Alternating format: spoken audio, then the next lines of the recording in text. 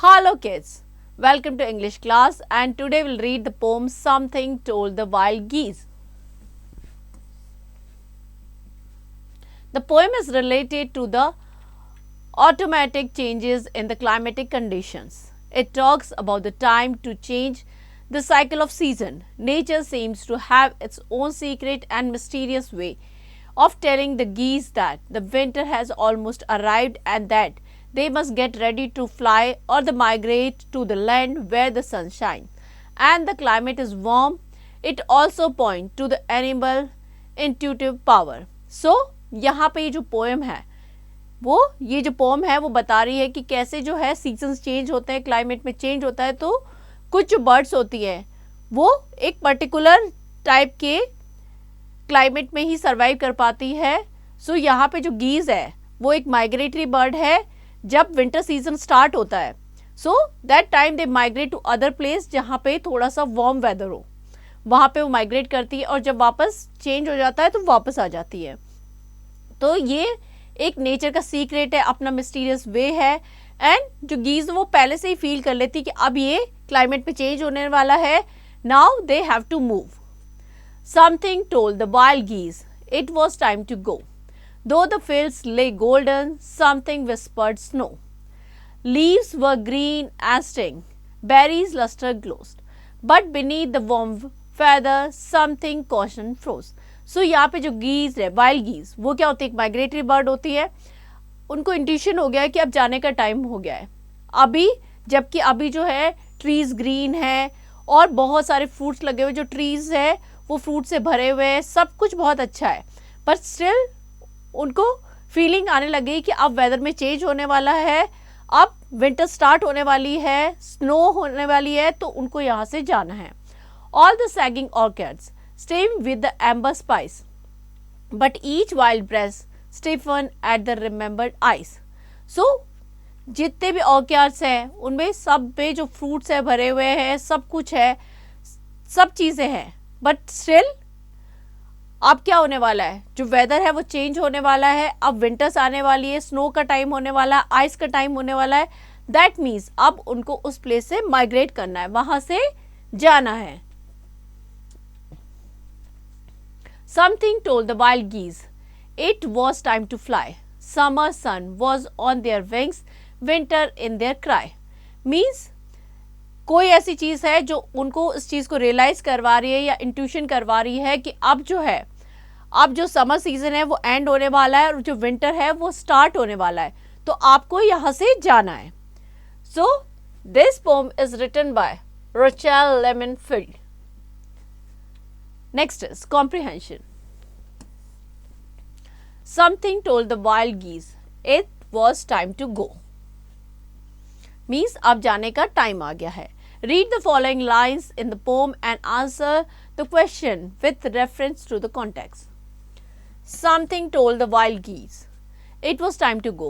What does the word something means? कोई चीज़ ऐसी है, मीन्स नेचर में जो चेंज हो रहा है वहाँ यहाँ पे किस चीज़ की बात कर रहे हैं? जो क्लाइमेट पे चेंज हो रहा है, जो उसको इंट्यूशन करवा रहे हैं कि अब है क्लाइमेट चेंज होने वाला है, जो चीज़ें आसपास में चेंज हो रही है कि अब विंटर्स आने वाली है, उसकी बात कर रहे हैं. Clear?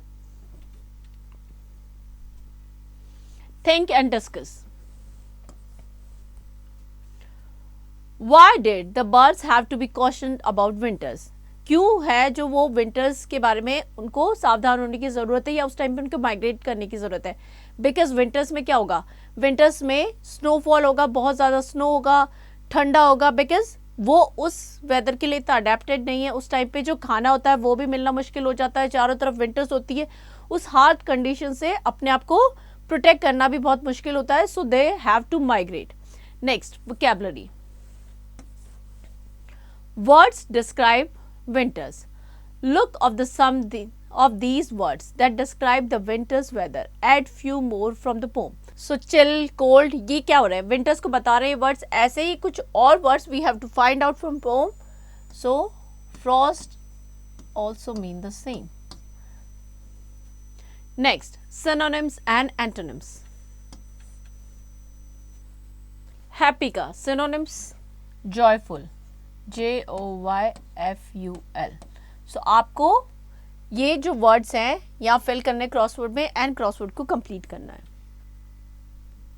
Next, tick the correct antonyms for the underline words in each sentence.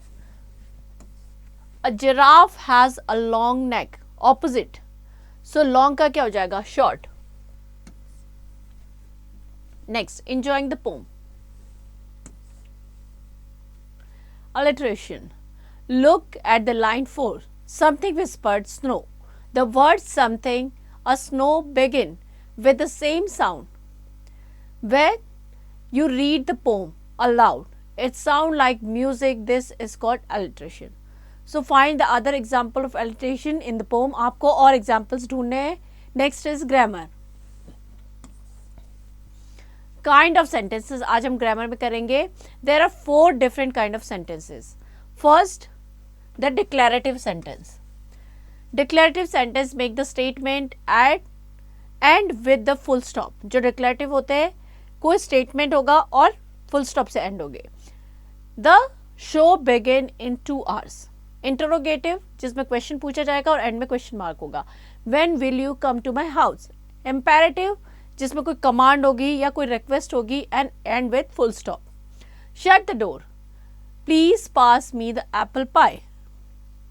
Exclamatory, express a strong feeling and and with exclamation mark. What a wonderful seen it is. So and में क्या आएगा? Exclamation mark. Next, place the appropriate punctuation mark at the end of each sentence and state the kind. The sunset is amazing. तो हम and में लगाएंगे full stop. And this is declarative sentence. Clear?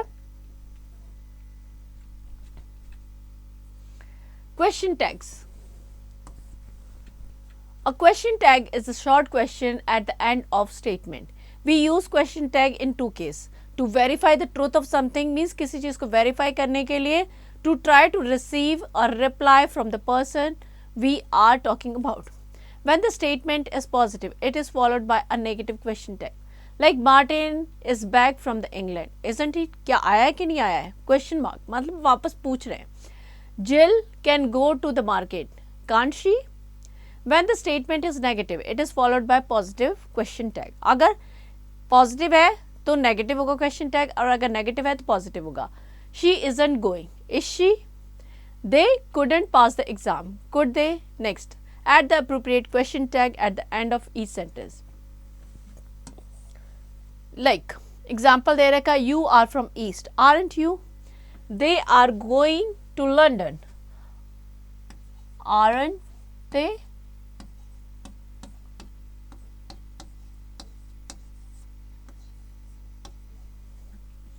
Next, do and learn. Read the poem aloud. Note, there was 2 words in the poem which need to be whispered when you read aloud. सो यहाँ पे आपको pome को loudly read करना है and there are 2 words जिसको आपको धीरे से बोलना, विस्पर करके, है ना.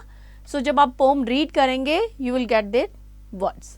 सो here we end the chapter. I hope ये पोम आपको अच्छी लगी है एंड समझ में आई है. Now you to practise this chapter.